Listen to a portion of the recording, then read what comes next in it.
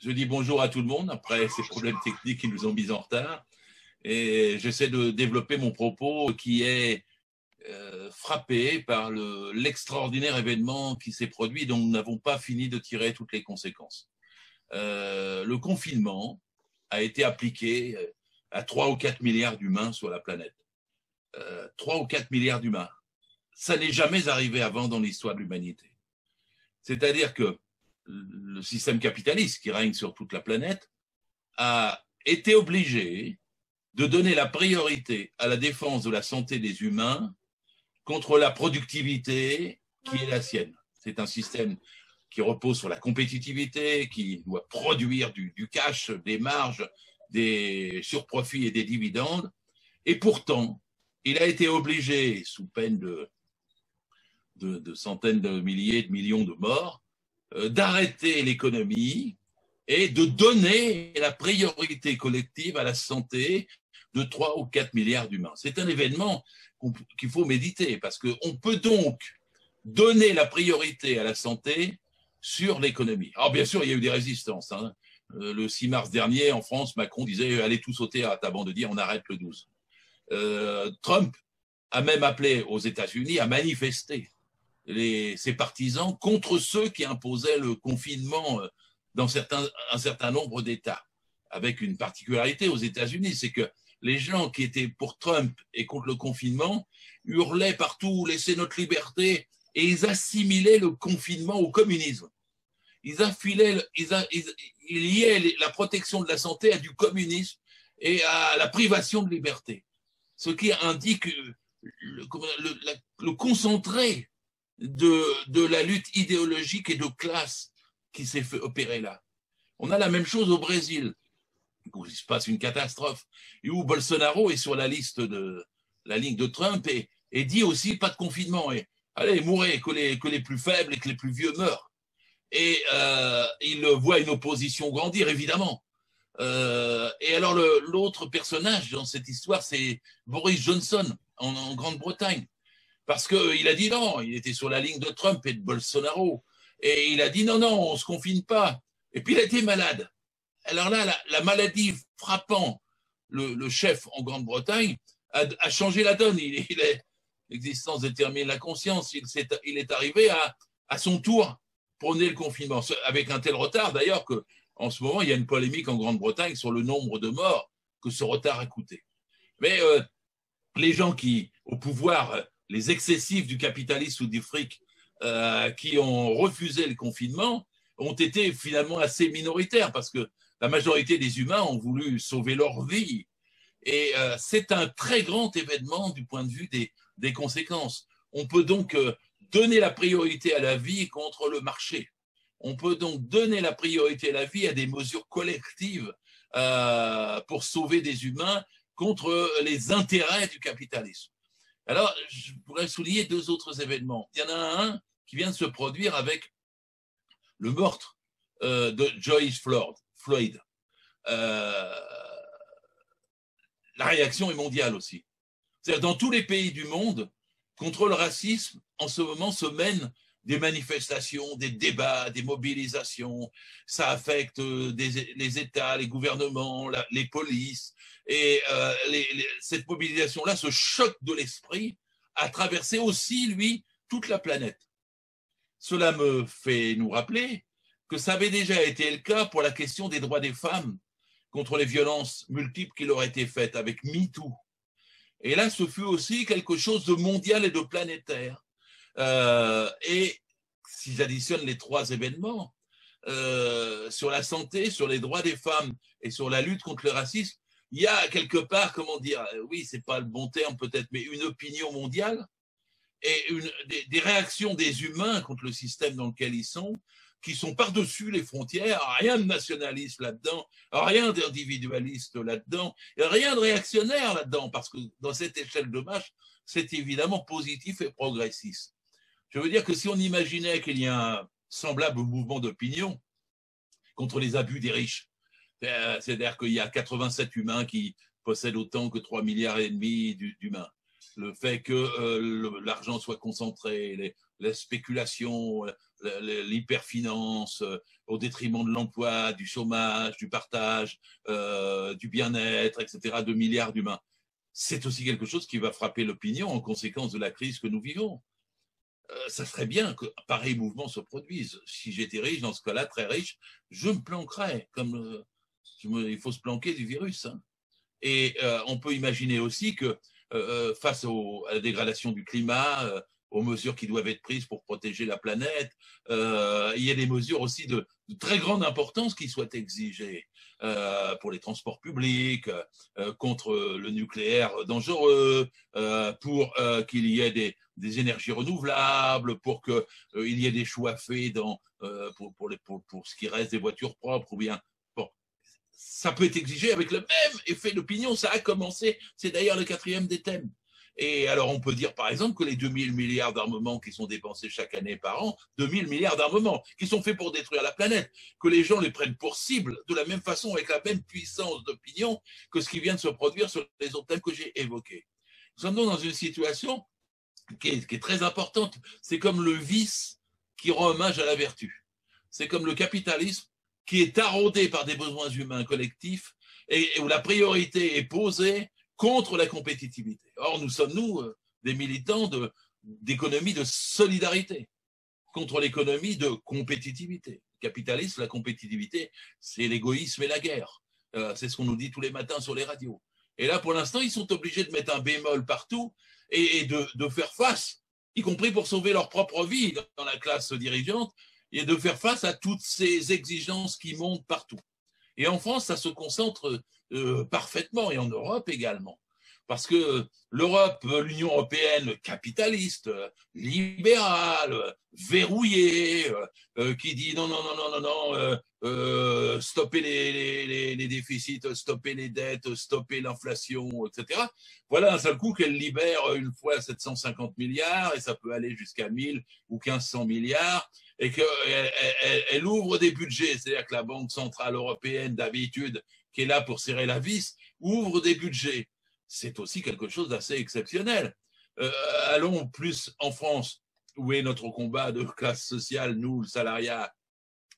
Ils viennent d'adopter un collectif budgétaire, Macron, Édouard Philippe et Bruno Le Maire, de 460 milliards. Alors, 460 milliards, c'est à peu près l'équivalent du budget de l'État. Donc, ils ouvrent un deuxième budget de l'État pour cette année. Alors, d'abord, ça montre une chose, c'est que, en fait, l'argent est une question de convention, c'est une question de décision. Parce qu'il y a des gens qui disent, oui, mais ça va augmenter la dette. Et j'ai éclaté de rire l'autre jour quand j'ai entendu Thierry Breton à France Inter dire avec le plus grand sérieux, ah oui, mais elle ne sera pas remboursée tout de suite, nous la rembourserons entre 2038 et 2058.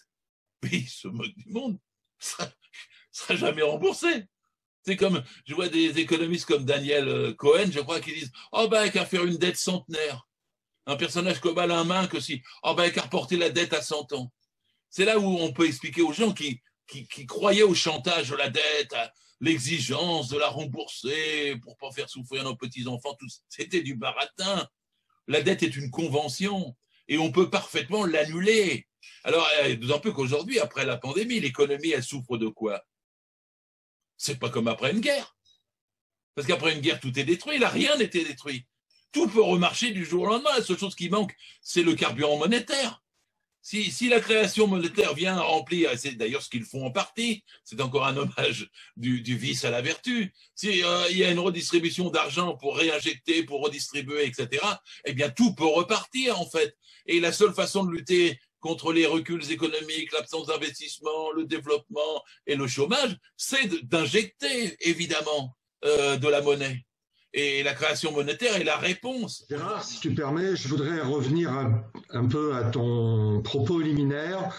Tu disais qu'on assistait à une mondialisation des événements, notamment avec l'affaire MeToo sur le féminisme, avec l'affaire de George Floyd sur le racisme, avec le problème du virus Covid-19, et que tout ça, ça se mondialise, et que donc pour toi, il y a l'opération qui viendrait juste derrière, qui serait contre le capitalisme, qui en fait a engendré tous ces problèmes, tous ces virus. Donc, pour toi, le prochain événement, ça serait ça, l'anticapitalisme ou l'attaque sur la mondialisation financière. Oui, oui, nous sommes au cœur d'une lutte de classe mondiale. Elle prend des visages différents selon les pays, mais rien ne se passe à l'intérieur des frontières. Le virus ne connaît pas les frontières. Le racisme non plus, le sexisme non plus, les guerres, les armements non plus, et la finance non plus. Donc les réponses sont internationalistes. Alors on me dit parfois et l'Europe, mais moi je voudrais une Europe sociale tout de suite. Je ne veux pas couper, rétablir des frontières. Non, non, non, non, non, non, non, non, non. Il faut d'abord faire Macronxit. Macronxit. C'est-à-dire prendre le pouvoir pour la gauche en France, et vous verrez que nous serons imités en Europe. Parce que si la France est beaucoup plus grande que la Grèce, je m'en excuse, mais la Grèce faisait 2% du produit intérieur brut européen et la France fait 25%. Et si dans la France, un pouvoir intervient qui dit on va appliquer le programme pour lequel nos électeurs nous ont élus, bah, tous les traités voleront en éclats. Parce qu'il y a des gens qui disent ouais, les traités. Mais les traités, c'est des traités de papier capitalistes. Même entre eux, ils ne les respectent pas. Et le jour où ils décident de ne plus faire 3% de déficit, ils en font 8%. Hein. Le jour où ils disent la dette, c'est plus de 60%, ils sont tous à 115% de dette. Le jour où ils disent faut pas d'inflation, mais ils font quand même de la création monétaire. Donc en vérité, ces traités volent en éclats. On dit oui, mais il y a la règle de l'unanimité. Eh bien, vous croyez que la règle de l'unanimité, elle empêchera la France de faire les 32 heures? Jamais aucun État européen ne nous a empêché de faire les 35 heures. Jamais personne ne nous empêchera de faire les 32 heures. Jamais personne ne nous empêchera de revenir à la retraite à 60 ans. Jamais personne ne nous empêchera de limiter la précarité. Jamais personne ne nous empêchera d'augmenter nos salaires. Et si on augmente nos salaires, qu'on revient à la semaine de 32 heures, qu'on revient à la retraite à 60 ans, qu'est-ce que vous croyez qu'il se passera chez les Italiens, chez les Espagnols, chez les Portugais, chez les Allemands, chez les Belges? Eh bien, les salariés diront, les Français le font, faisons-le. Et ce sont les dirigeants de ces États qui auront un problème. Pour toujours dire il y a des traités, ça volera en éclats comme ils savent le faire entre eux-mêmes. Le capitalisme, alors évidemment, on aura des ennemis. Mais les ennemis, ce ne sera pas les traités de papier, ce sera les marchés. Alors ils spéculeront, ils essaieront d'affoler, ils utiliseront les grands médias, mais on prendra des mesures par rapport aux grands médias, parce qu'on dira personne ne peut posséder, je ne sais pas, plus de 10% des médias, et personne ne peut avoir à la fois des marchés publics et des médias, personne ne peut à la fois gérer des grandes entreprises et des médias. Nous ferons que des médias existent de façon absolument démultipliée et que chaque opinion puisse avoir sa capacité de s'exprimer au lieu des trucs mainstream que les 9 milliardaires nous imposent aujourd'hui, et on nous censurons toute la journée pour nous faire passer des économistes bidons qui viennent raconter des choses qui ne tiennent pas pendant plus de 2 jours. Donc les médias changeront, et si nous changeons les médias en même temps que nous redistribuons les richesses, que les gens voient que dans leur assiette ça change, alors il sera valable pour la France de poser la question d'une constituante. Les gens, s'ils disent j'ai du changement, ça va mieux pour moi, on leur dira vous voulez le garder? Eh bien, changez la Constitution. Vous voulez le garder? Eh bien, il faut une constituante. Vous voulez le garder? Il faut un système qui le garde. Vous voulez le garder? Eh bien, il faut que la démocratie revienne, parce qu'il n'y a pas de socialisme sans démocratie. Vous voulez le garder? Eh bien, la démocratie, c'est ce qui vous assurera de contrôler vos élus. C'est ce qui vous assurera qu'ils soient contrôlables et révocables. C'est ce qui vous assurera de pouvoir peser dans vos communes. Je dis ça parce que si on change en diété nationaliste, non, je suis pour changer en France afin que l'Europe change. Je ne suis pas pour sortir la France de l'Europe. Je suis, une fois qu'on aura changé, pour contaminer l'Europe. Au sens où je suis plus proche d'un ouvrier allemand que d'un patron français à l'heure actuelle. Je suis plus proche d'un salarié portugais que d'un financier de Bercy. Et donc, c'est l'international des salariés, du salariat dans le monde entier et en Europe qui doit assurer la transformation sociale. Le socialisme ne se fera jamais dans un seul pays. Le socialisme, il doit être international ou il ne sera pas. Le socialisme, il doit bousculer les frontières et pas nous enfermer dedans. Et c'est une grande leçon de ce à quoi nous assistons et que tu viens de ressouligner avec les grands événements internationaux qui traversent la planète. Donc, en résumé, Gérard, la lutte continue. Oui, la lutte continue, mais comment vous dire? Il y a des moments de basculement. Il y a des moments où dans les consciences, les choses se jouent, où parfois les gens apprennent plus en quelques semaines ou quelques mois qu'en des dizaines d'années. Nous sommes dans un de ces moments-là. Et en France, il y a eu une telle concentration de lutte sociale depuis 3 ans contre le macronisme. Ces France start-up, ces sociétés sans statut, ces salariés ubérisés, etc.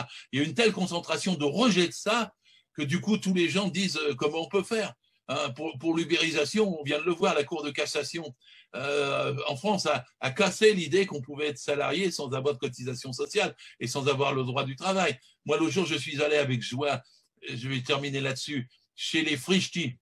Frichti, c'était, ils vous vendent de la bouffe, par avec des gens qui pédalent, quoi.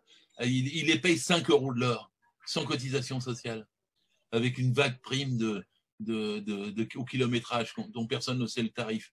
Et ils ont pris 200, il y avait 200 jeunes Africains venus des banlieues de 25-30 ans qui étaient là. Pourquoi? Parce que le patron, d'un seul coup, a décidé, il sentait de la pression, les gens n'étaient pas contents, il a décidé de les virer tous, simplement en exigeant d'eux qu'ils deviennent officiellement auto-entrepreneurs. Avant, ils s'étaient contentés d'avoir une photocopie de leur passeport, et c'était une photocopie, hein, bien sûr. Il n'avait pas regardé de près. Puis d'un seul coup, il est devenu rigoureux, et il dit, amenez-moi un numéro de SIRET. Ces gens ne savent pas comment faire pour avoir un numéro de SIRET, de sortir tous les papiers et tout ça. Donc, ils les virent. Et ils étaient 200, j'ai la photo devant le siège de Frichti. Hein. Frichti, c'est Fricot, Bouffetance, je ne sais pas comment ça doit être. Et ils protestaient pour la façon dont on les traitait. Mais ils ont bien raison, tous ces jeunes. C'est comme tous ceux qui manifestent contre le racisme en faveur de George Floyd. Le mouvement de la jeunesse là bouge, et tant mieux s'ils sont tous en mouvement. Ça va aider le reste du salariat à virer Macron et à mettre sur les pieds une nouvelle société dans les luttes, puis dans les urnes. Et la gauche a su unifier.